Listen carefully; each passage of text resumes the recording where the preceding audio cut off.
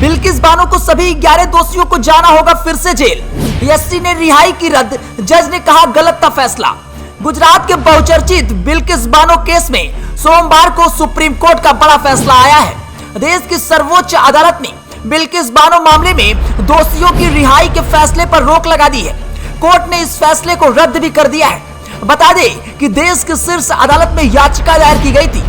इस याचिका को सुप्रीम कोर्ट ने सुनवाई योग्य मानकर इस मामले पर अहम फैसला दिया है। सुप्रीम कोर्ट ने कहा है महिला सम्मान की हकदार है। यही नहीं, दोनों ही राज्य महाराष्ट्र और गुजरात के लोअर कोर्ट और उच्च न्यायालय यानी हाई कोर्ट के फैसले ले चुके हैं। ऐसे में जरूरत नहीं है कि इस मामले में किसी तरीके का दखल दिया जाए। बिल्किस बानो मामले पर फैसला सुनाते हुए न्यायाधीश नागरत्ना ने अहम टिप्पणी करते हुए कहा कि दोषियों को सजा इसलिए दी जाती है ताकि भविष्य में इस तरह के अपराध ना दोहराए जाएं। भविष्य में ऐसे अपराधों पर रोक लगे और यही नहीं, अपराधियों को सुधरने का मौका दिया जाता है। लेकिन पीड़ित की तकलीफ को भी समझना होगा, उसका एहसास भी होना चाहिए।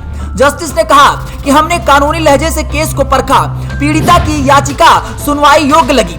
इस केस में कुछ जनहित याचिकाएं भी दायर की गई हैं, लेकिन हम उनकी सुनवाई योग्य होने पर टिप्पणी नहीं कर सकते। न्यायाधीश नागरत्ना ने गुजरात कोर्ट के फैसले पर टिप्पणी की। उन्होंने कहा कि जिस अदालत में ये मुकदमा चल रहा था, रिहाई से पहले गुजरात हाई कोर्ट को इस कोर्ट से राय लेनी जरूरी थी। जिस राज्य में आरोपियों को सजा दी गई, रिहाई पर फैसला भी उसी से देना होगा। कोर्ट ने कहा कि सजा महाराष्ट्र में दी गई, इस आधार पर रिहाई का फैसला रद्द हो जाता है। इसके अलावा शीर्ष अदालत ने कहा कि 13 मई 2022 को जिस आदेश में सुप्रीम कोर्ट ने गुजरात सरकार को रिहाई पर विचार के लिए कहा था, वह तथ्यों को छिपाकर हासिल किया गया था। गुजरात दंगों के दौरान बिल्किस बानो के साथ सामूहिक दुष्कर्म हुआ था।